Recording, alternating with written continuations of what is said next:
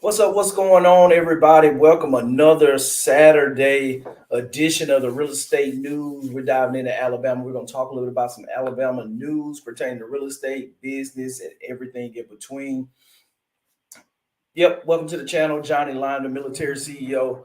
Love to do these on Saturdays. I know we hadn't done one in a while, just with the Veterans in Real Estate live event that we did in Dallas a couple weeks ago, and then just getting the schedule aligned on the weekends.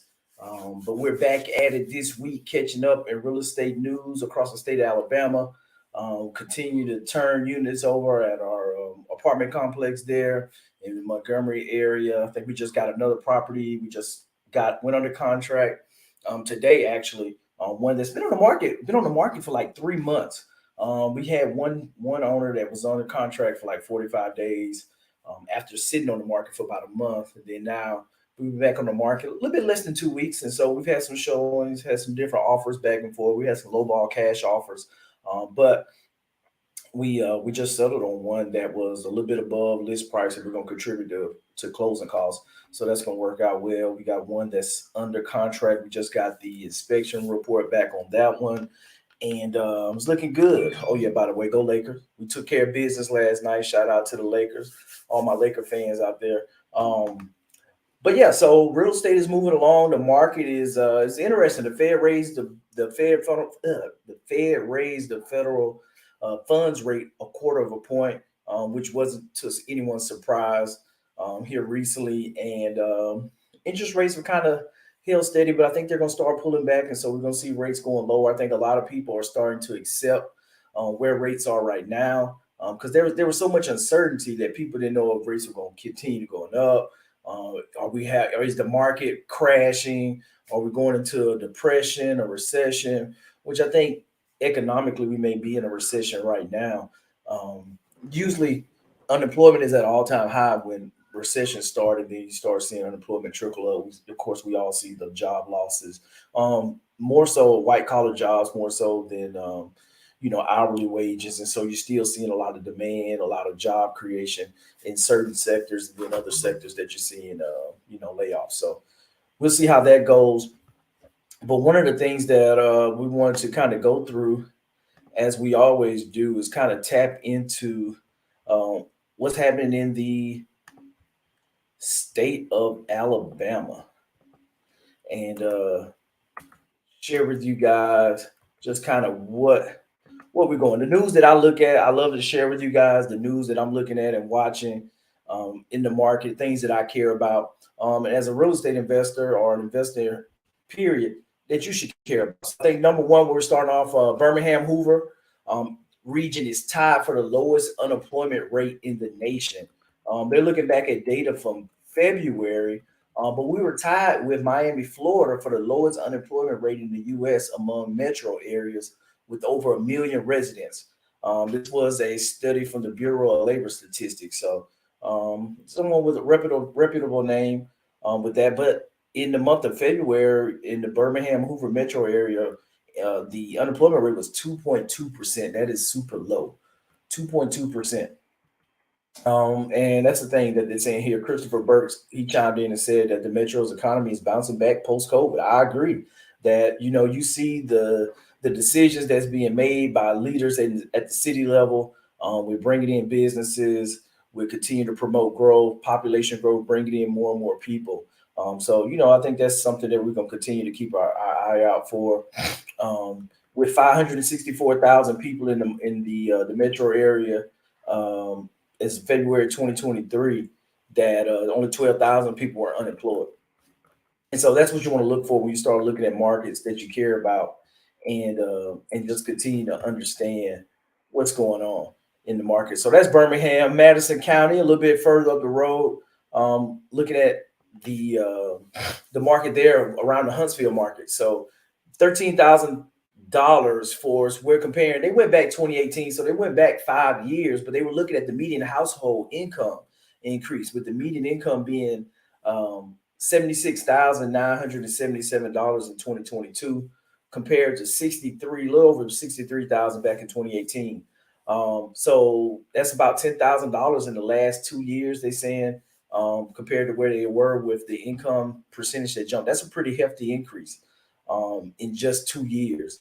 And I think a lot of that's being driven by continued growth. You got the space industry that's booming in Huntsville. You got the FBI that's at a large campus. You got a lot of car manufacturers in that area as well too, which goes to the bottom line. We're creating a lot of new jobs in the area, and I think that's one of the things. But you're seeing here, inflation and job competition appear to be the biggest factors that drive the increase in pay. And that's one of the things that when you have demand, that you're going to have a higher wages for employees. When you got a lot of businesses that's jockeying or looking for labor in the area, if there's a shortage of labor, then they're going to have to pay more in order to hire the right talent to come in.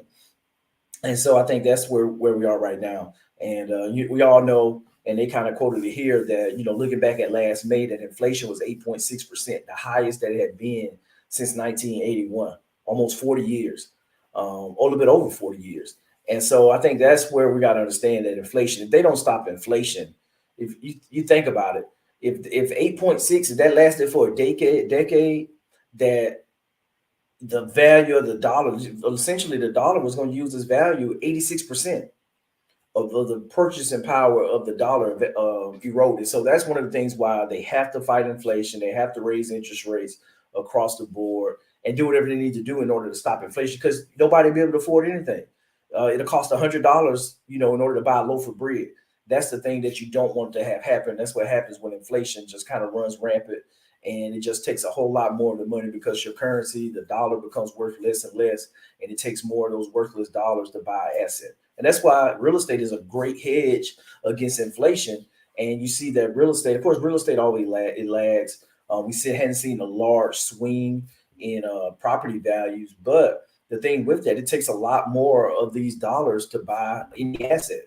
And that's the thing. If you're buying real estate that's producing cash flow, that is going up in value because of inflation, it's going to make it worth more. Because whenever the Federal Reserve or the government, whoever you want to point it at, they flood trillions of dollars into the economy during COVID with the CARES Act, that it was just a matter of time. And I think that's why you saw a lot of institutional buyers, hedge funds, that started buying real estate. They started buying rental, buying thousands of rentals.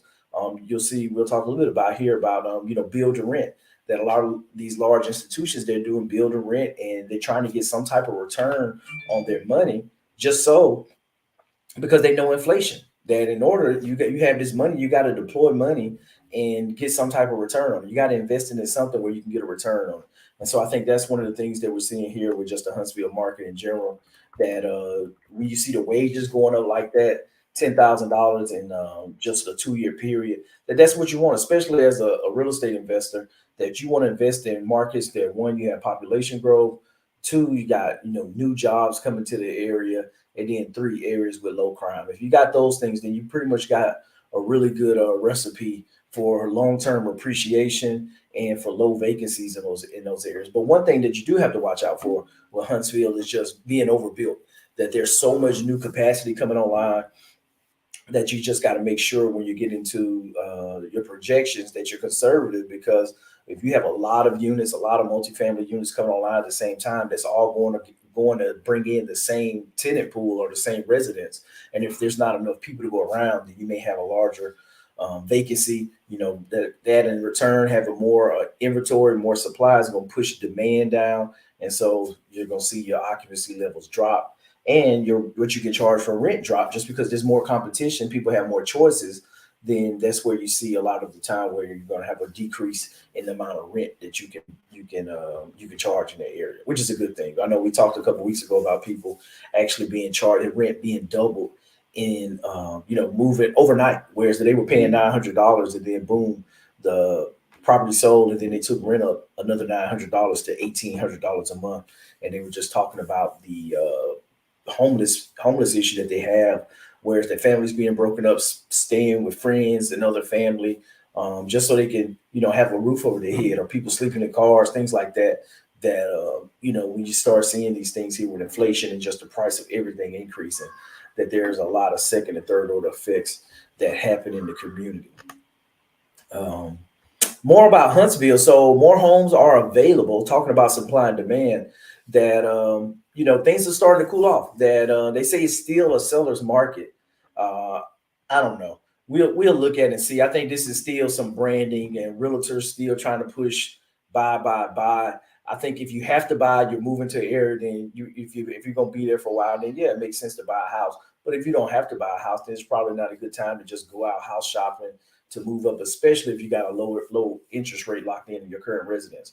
But they're saying inventory is up 171% of houses. So that just shows you alone. They're saying inventory is up 171%, but it's still a seller's market. So just think about how crazy the market was last year. If we go up 171% in inventory and it's still a seller's market, that just tells you how dire the inventory problem was last year. But you're seeing here that houses are staying in the market 3 times as long as this time last year. They're saying sales has stabilized. I think when I was reading this earlier, that around 33 days is the time on market for houses right now.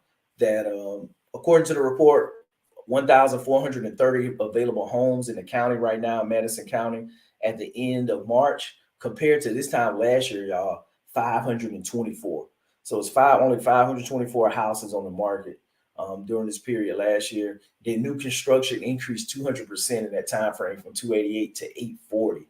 So that's what I'm telling you guys, that probably, I don't know, it's probably maybe take somewhere 6 to 9 months. I don't know how the pipeline with logistics with getting materials in and everything, but you can see a house built in 6 to 9 months, just depending on just the crew and just availability and everything for the different trades. But look at that, 288 to 840. There's a lot of inventory coming on the market in Huntsville. So if you're in the market looking, maybe good time to rent for maybe 9 months to a year to wait for all this inventory, 840 units come on. And just see, because builders have a great opportunity. They can buy down rates. One of the things they can do, of course, they're not doing it here. They can slow down their production, but they have a lot of different tools they can use in order to move inventory.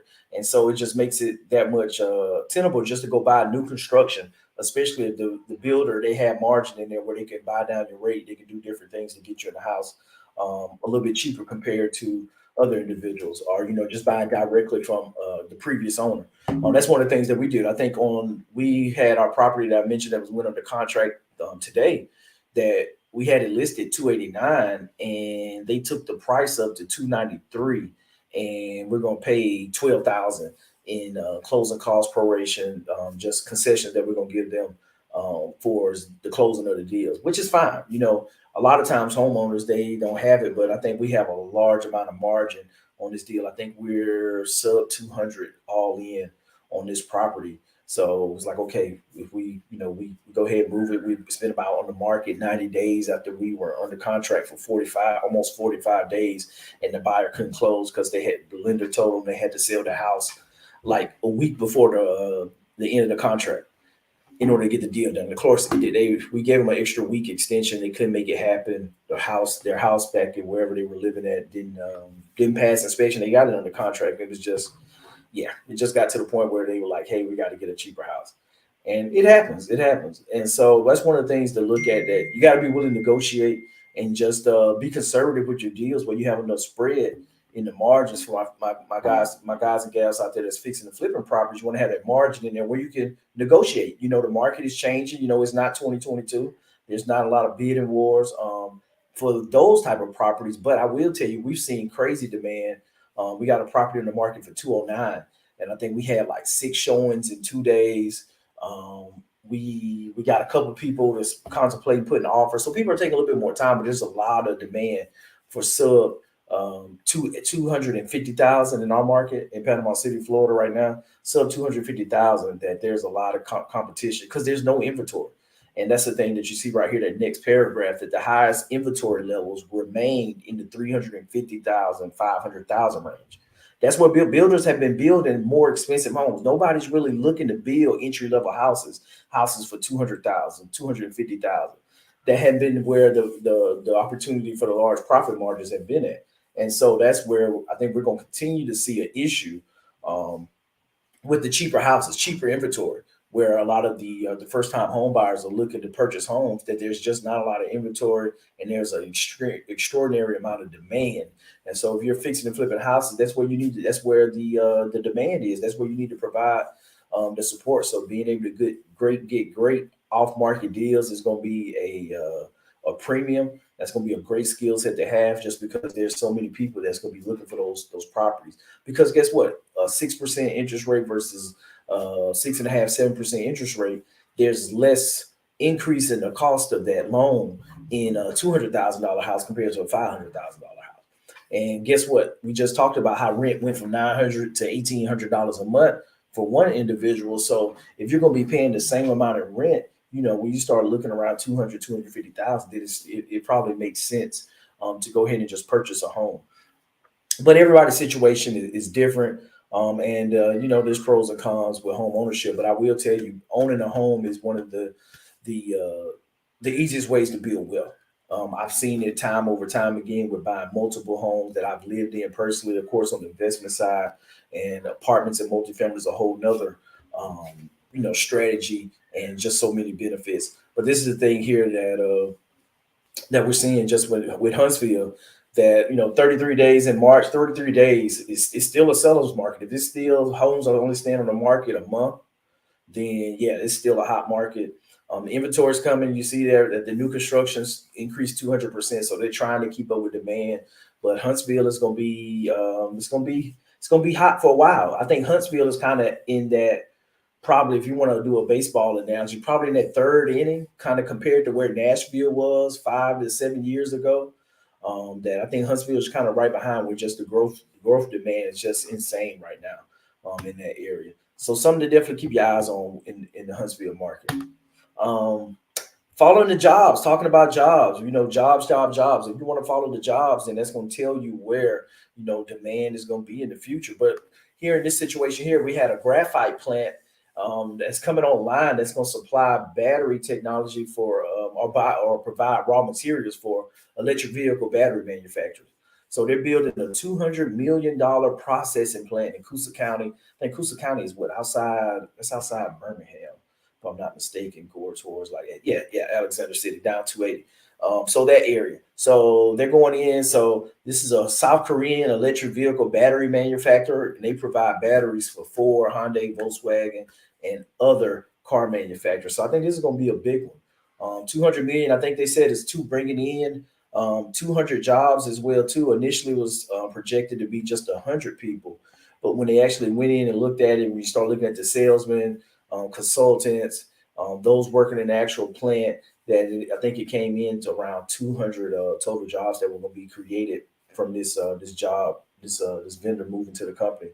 But yeah, so they're working to continue to grow. And I think that's one of the things that they say right here, that following the passage of the Inflation Reduction Act, that many battery manufacturers have sought to secure North American anode material from our Kellyton plant. So that's the thing, that they're continuing to grow. So if you understand who owns the raw materials and what companies need the raw materials in order to produce these type of parts that go into the technology manufacturing chain, then you're going to do good. So this is the things that I keep telling people. Alabama's making the right moves, the right changes to bring it in industry.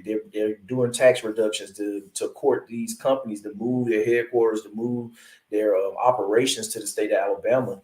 And it's going to drive a lot of job demand. I know they're doing a huge education shift across the state in order to educate the workforce for all these jobs that they're bringing to the state, that they want to have educated and trained people that the manufacturers can bring in.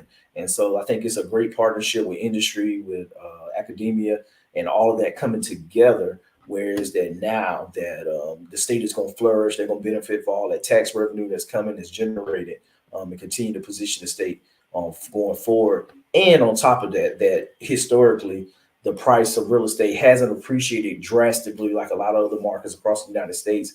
And you still have that affordability factor with just the entry level cost to get into a home is still fairly affordable, which we all love about the state of Alabama. But that's kind of one of the things that I wanted to talk about with you guys, and just kind of share when it comes to real estate. and that it's all about the numbers, the business, the population, the growth that's happening, and being able to just take that information and be able to move with speed when it comes to how you invest, what areas you choose to invest in, and being able to make smart decisions as you go through and look to invest in whatever market it is Birmingham, Huntsville, Mobile, Montgomery, that you have so many different opportunities to kind of dig in and find the information that you're looking for. Going into that, I got my 100K challenge coming up. Make sure you guys check that out for those that's looking to learn more about real estate investing, to understand the different strategies, the kind of what are the techniques that I use to kind of create my portfolio over the years, to build up to a $10 million real estate portfolio. That will be kind of sharing that. We're going to have a deep dive for a whole week, 1 hour each in the evening, 8 p.m. Eastern Standard Time. And we're just going to be kind of going through and just sharing with you all just the whole process. We'll understand the different strategies, how to underwrite deals, where to go look for financing to bring the deals, how to build partnerships in order to close deals. And then also looking on the single family side, talking about this fix and flip and what does that look like for as manager contractors, building your teams. We're going to talk some of the systems that when you leave at the end of the week, the goal is for you to be able to walk away and understand the strategy that best works for you and the resources that you have at your disposal. When we talk about resources in real estate, it comes down to how much time you have and how much money that you have. And just kind of wherever you fall on that spectrum, then you're able to put a strategy that you can consistently execute in order to build wealth. And I tell people that it's three things that you need to look at. You need to be able to you need to cut your expenses where you can have more discretionary income that you can invest, or you need to increase your income. I always had the mindset I didn't want to be counting beans, even though I'm fairly frugal and I'm conservative. I don't need a whole lot of flashy stuff or a lot of designer this, designer that, expensive that. That I was of the mindset like, how can I increase income? How can I increase income? How can I grow my revenue? How can I grow my revenue? More so than just kind of sequester myself in a hole and just eat beans every day for dinner, not going anywhere, not enjoying life, bypassing experiences with friends and family. That I wasn't of that mindset. It was like, okay, how do I grow? How do I create a business? How do I create something to income? Which goes into the second step, that you have to become elite. You have to become great at doing something. And once you figure out what that is, it doesn't have to be real estate investing. For me, it was building a fix and flip business while I had my daytime career in the military. That I created a real estate investing business to generate more revenue. That now I can take this income that's being generated from fixing and flipping properties, and I can buy multifamily to hold long term, or I can cherry pick the rental good ones that will be rental properties and keep them and add them to my portfolio, and just continue to grow slowly but surely. And that's the thing that we have to realize, that we have to, whether it's an e-commerce store, a bakery, whatever it is that you're passionate about, that you just love doing, that you need to figure out how do you monetize that? How do you add value? Because at the end of the day, that every business that's out there, that they're adding value, they're solving some type of problem. If you figure out what problem it is that you're great at solving, then that's where you need to look at how you can align your talents to your business. And if you do that, then you're gonna be in great shape. And the third thing that you need to do to build wealth with that is time. Is just continue to wait for time to go by. It doesn't happen quick. You know, there's a lot of people that tell you that, oh, you can do this and make this in 1 year. No, you can. In certain situations, anomalies that happen. If you go out there and crush it, and you're doing the work, that there's some great opportunities, but you're gonna have to put the work in. You're gonna have to show up. You're gonna have to get your hands dirty. You're gonna have some sleepless nights. You're gonna have some nights to go. You're gonna have to go through it. You're not gonna know, hey, how I'm gonna get from A to B. You have to walk in faith in order to make sure that you get there. But at the end of the day, it's gonna be well worth it. It's gonna be well worth it. And I think they say the life of an entrepreneur, that you look at 10 years, it just looked like it's a steady path up, to get from A to B. But when you zoom in, each of the little days, they like this. You're going up small, but sure, you may go back a little bit, but you come back up, you go back, you sit back a lot here, then you get a home run deal and accelerate. So it's a process. The days are kind of going to be some roller coasters, but it's well worth it. If you're diligent, you consistently show up. Like my dad to always tell me, if you take care of business, business will take care of you. And that's what we're all about. So if you're interested in learning how you can build wealth in real estate the right way, then I encourage you to definitely tap into my 100K challenge that's coming up June 5th, June 9th. Then I think that following weekend, we're going to be in Chicago for a wealth conference there, bring talking real estate investing in Chicago.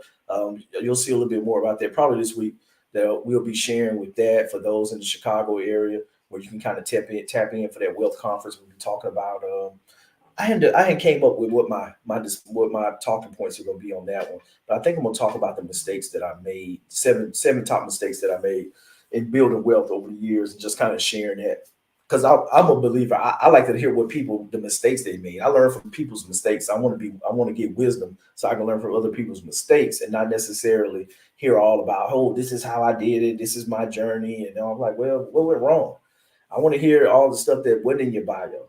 They're just trying to help me avoid those pitfalls. So we'll see where we go. I'm super excited about that, about speaking in Chicago next month, especially for Juneteenth, with just everything with that, and then just helping people realize just the gap that they have when it comes to financial literacy and just promoting financial literacy, wealth building, these strategies that where you can build wealth, you can save taxes, keep more money in your pocket, and then set your next generation up for success long term.